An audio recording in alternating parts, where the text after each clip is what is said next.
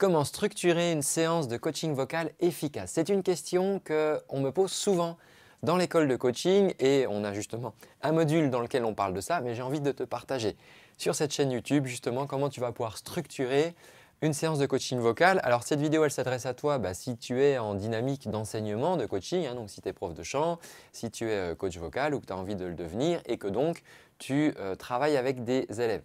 La structuration est très importante parce que, comme je l'explique dans l'école, en tant que coach, tu es un petit peu capitaine du bateau. Tu fais un voyage avec ton coaché, vous êtes à bord d'un bateau, mais toi, tu es garant en fait, de garder le cap, d'accord? Parce que le coaching, c'est aussi ça. On a des élèves qui viennent, des coachés, qui ont envie de s'améliorer, mais qui des fois, ils s'éparpillent un petit peu. C'est pour ça qu'ils ne progressent pas. Et donc, c'est pour ça que le coach, lui, il a ce rôle de garder le cap.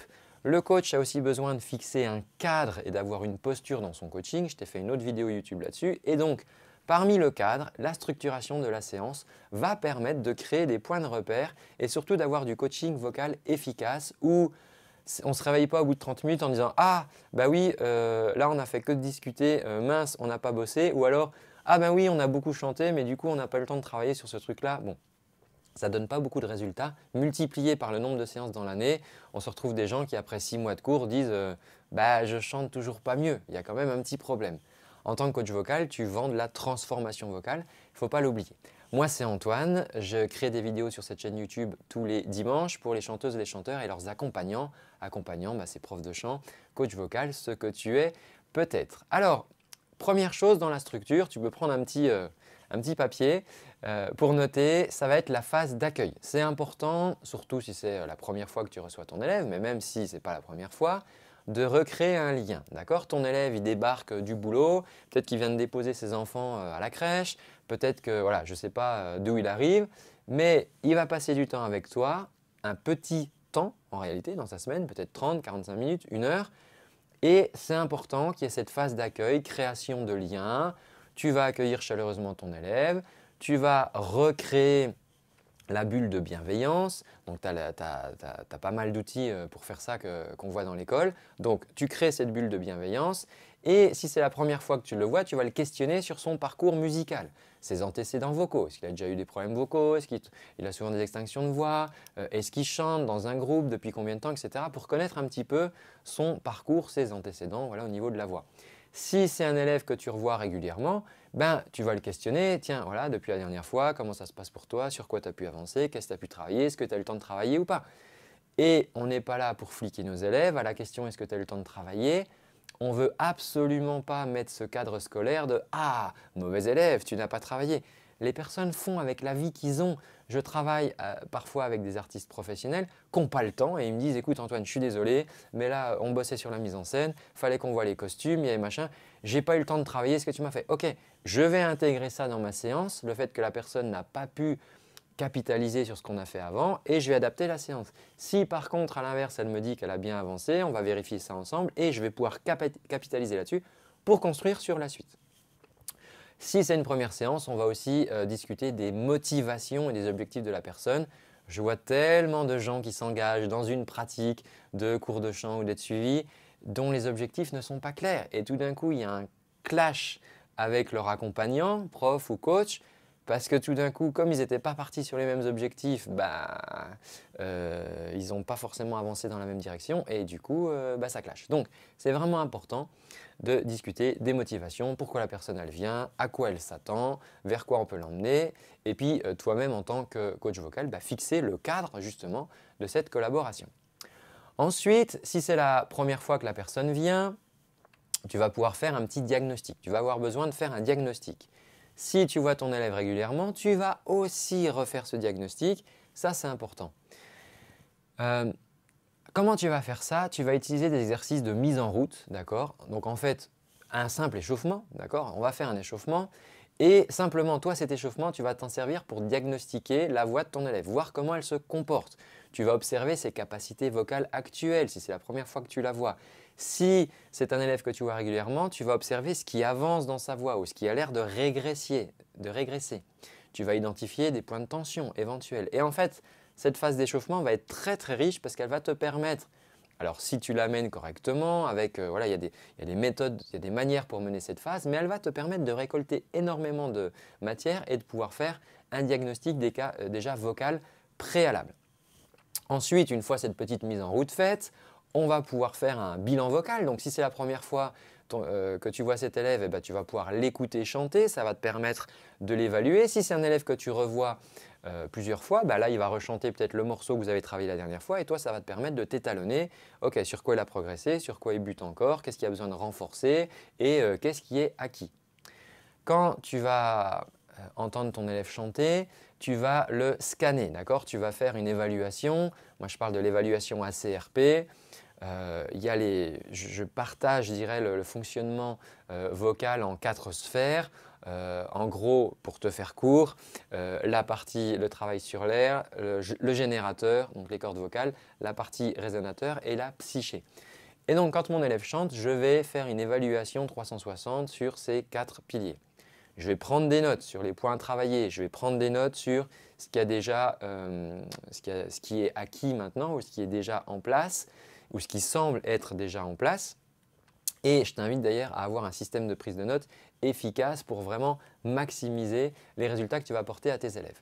Donc une fois qu'on a fait ce travail donc, de bilan, la personne chante, on va pouvoir faire un feedback. Donc il faut bien avoir conscience que si tu as une personne qui te donne de l'argent pour travailler avec toi, c'est qu'elle ne se satisfait plus de regarder des vidéos YouTube comme je peux faire ou de suivre un programme en ligne ou d'être toute seule derrière une application sur son téléphone. Si elle vient voir un vrai humain, c'est avant tout parce qu'elle a besoin de feedback. Elle a besoin de l'avis d'un professionnel et pas de Tata Janine qui regarde toutes les émissions de The Voice et qui a un avis surtout quand il s'agit de la voix. Non, elle vient voir un professionnel, donc là c'est important de lui faire un feedback constructif sur sa prestation. Là encore, il y a des techniques pour faire ce genre de retour. Tire à fouiller sur la chaîne, j'ai fait une vidéo sur le sujet. À partir de ce feedback, toi, tu vas sélectionner en fait un objectif précis atteignable à la fin de la séance. Tu vas te créer une image de « Ok, de ce que j'ai vu, ça me paraît important ». Et donc pour ça, c'est important que tu aies une méthodologie de choix hein, parce que tu vois « Ok, il y a tel problème, il y a tel problème, il y a tel problème ». Tu ne vas pas choisir au pif, d'accord? C'est important que tu aies une vraie méthodologie pour le faire. J'explique au coach que c'est important de se cibler sur une chose et une chose que je vais essayer d'atteindre à la fin du coaching.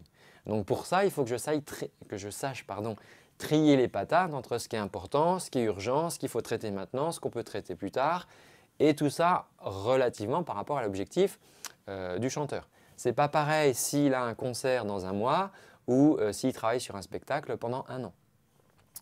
Donc, une fois que tu as choisi, tu utilises donc une méthode de sélection d'objectifs, tu sélectionnes un objectif et donc à la fin de ton feedback, tu vas faire une transition vers cet objectif vers lequel tu veux amener ton élève. À partir de là, tu vas utiliser des exercices ciblés. Et je vois trop souvent des profs qui copie-collent les exercices parce que c'est des exercices qui leur ont fait du bien ou c'est des exercices qu'ils ont trouvés sur Internet ou qu'ils ont pu acheter. Je sais que j'ai beaucoup d'enseignants qui achètent par exemple mes routines de vocalise, mais qui sont à destination des chanteurs. Donc, ils n'ont pas forcément l'explication de pourquoi tel exercice, etc. Et donc là, ça va être important d'utiliser un exercice très ciblé pour travailler une seule compétence à la fois et s'assurer de travailler une seule compétence à la fois. Et il y a ce que j'appelle dans l'école de coaching la PPC, qui est la plus petite compétence à travailler. Et il faut absolument que tu arrives à identifier la plus petite compétence à travailler pour fournir ce travail technique parce que ça va te créer en fait un point d'ancrage sur lequel tu vas pouvoir construire ensuite le reste de la progression. Si tu veux, c'est un petit peu comme dans une construction. Si tu travailles sur des sables mouvants, bon, ce n'est pas le bon endroit pour mettre des fondations. Par contre, si tu as un petit bout de terrain qui est solide, qui est ferme, là, je vais pouvoir mettre un premier pilotis dessus et à partir de là, je vais pouvoir construire ma plateforme et commencer à construire quelque chose de solide. C'est exactement la même chose, donc identifie la PPC, fais un travail technique ciblé sur cette PPC sur laquelle tu vas pouvoir construire et ça va donner quoi? Ça va pouvoir permettre d'avoir un résultat rapide parce que tu ne cherches pas à résoudre tous les problèmes en même temps. Ça va être motivant parce que ton élève, vu qu'il voit qu'il y a du résultat, ma foi, c'est motivant. Il a envie de revenir, il a envie de continuer, il a envie de… Tu vois, je veux dire, des fois, des coachs me disent « Ah, mais moi, mes élèves ne restent pas. » j'ai du mal à garder mes élèves et ils mettent la faute sur les élèves. Ouais, les élèves ne sont pas sérieux. Ouais, les élèves… Et j'essaye de leur dire avec tact, tu sais, un restaurant dans lequel tu vas manger régulièrement et un restaurant dans lequel tu vas une fois, deux fois, puis après tu n'y vas plus, c'est quoi la différence? Bah, c'est la qualité du service, d'accord? Donc, enfin, c'est peut-être un peu dur, mais le fait est, c'est ça. Les gens investissent de l'argent, si à un moment ils n'ont pas du résultat, s'ils ne se sentent pas bien correctement pris en charge. Donc peut-être plutôt que de blâmer les élèves, travaille sur toi, renforce tes compétences, outille-toi plus, forme-toi plus, tu vois, monte en compétences et en fournissant, plus tu vas fournir du résultat, plus, moins la question va se poser pour tes élèves de dire est-ce que je reviens, est-ce que j'y retourne? Bah, c'est un peu comme la machine, hein, tu sais, tant que je gagne, je joue. Tant que j'ai du résultat, pourquoi je m'arrêterais? Donc, le fait de travailler comme ça sur cette plus petite compétence et d'empiler de manière très ciblée, on va fournir un résultat rapide et motivant à la fin de la session. Je t'invite à personnaliser les exercices, ça c'est hyper important. Alors, beaucoup d'exercices copier-coller que tu vas trouver peuvent fonctionner pour tes élèves. Sauf que si tu ne sais pas pourquoi ils fonctionnent, ben, du coup, ça fonctionne mais de manière empirique. Donc, c'est-à-dire que là, on n'est pas dans une vraie précision constructive. Et si ça ne fonctionne pas, bah, tu peux toujours dire à ton élève, bon, bah, faut que tu bosses. Non, non, non. Il y a forcément un autre exercice qui fonctionnera mieux pour lui. Dans l'école de coaching, on a un atelier de construction des outils, de fabrication des outils, des vocalises. C'est-à-dire que les coachs apprennent à fabriquer leurs propres vocalises. Pourquoi? Parce qu'ils vont pouvoir faire du cousu humain, du sur-mesure pour leurs élèves et fournir un exercice qui sera tellement personnalisé qu'il va leur faire travailler exactement le point sur lequel ils ont besoin de progresser. Bon, donc ça c'est le travail technique. Une fois qu'on a fait ça, on va chanter. C'est important dans un coaching vocal de chanter. Donc là, on va passer à la partie chanter. L'élève chante, tu peux le corriger, faire un retour, etc. On s'amuse, on est là pour chanter, c'est quand même le but. Hein, la technique vocale n'est pas une fin en soi. Tout ça est au service à la fin de chanter et de l'interprétation. Et puis ensuite, on va faire une conclusion. Je vois cette erreur aussi de « Ah, c'était cool aujourd'hui, allez, ciao, à la semaine prochaine ». Non, non, non. Il faut faire un débrief, comme les footballeurs, ils débriefent avec le coach après. Ok, là on a travaillé 45 minutes ensemble, une demi-heure, une heure. Avec quoi tu repars aujourd'hui de cette séance? Qu'est-ce que tu retiens? Aujourd'hui, il y a ça qui m'a fait du bien, il y a ça qui m'a aidé. Ok, on va faire une synthèse des progrès qui ont été réalisés, d'accord? On va identifier les points sur lesquels ça sera intéressant de travailler pour la prochaine séance, qui va aussi donner de la motivation en disant « Ok, tu sais un petit peu comme dans les séries Netflix où on te tease la prochaine saison ».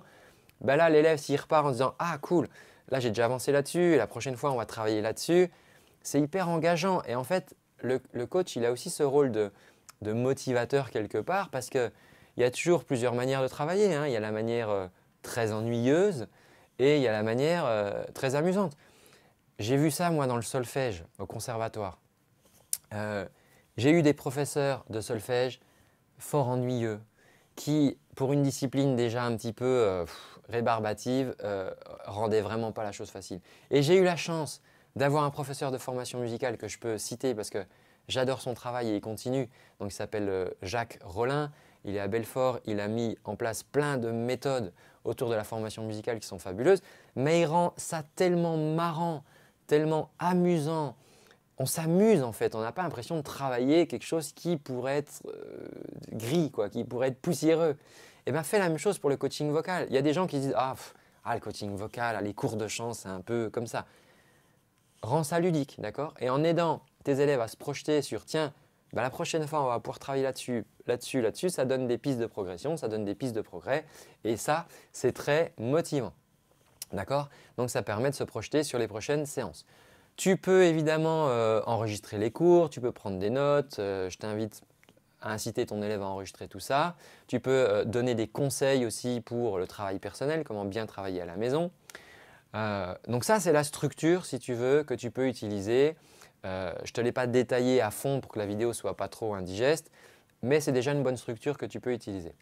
Maintenant, évidemment, tout ça, ça va te demander des qualités transversales, des qualités de présence, maintenir une attention constante, d'avoir un cadre bienveillant, de t'adapter aux besoins de ton élève et de ne pas avancer trop vite et lui il court derrière et il se décourage, ou à l'inverse, de ne pas avancer trop lentement et de voir que ton élève commence à s'impatienter.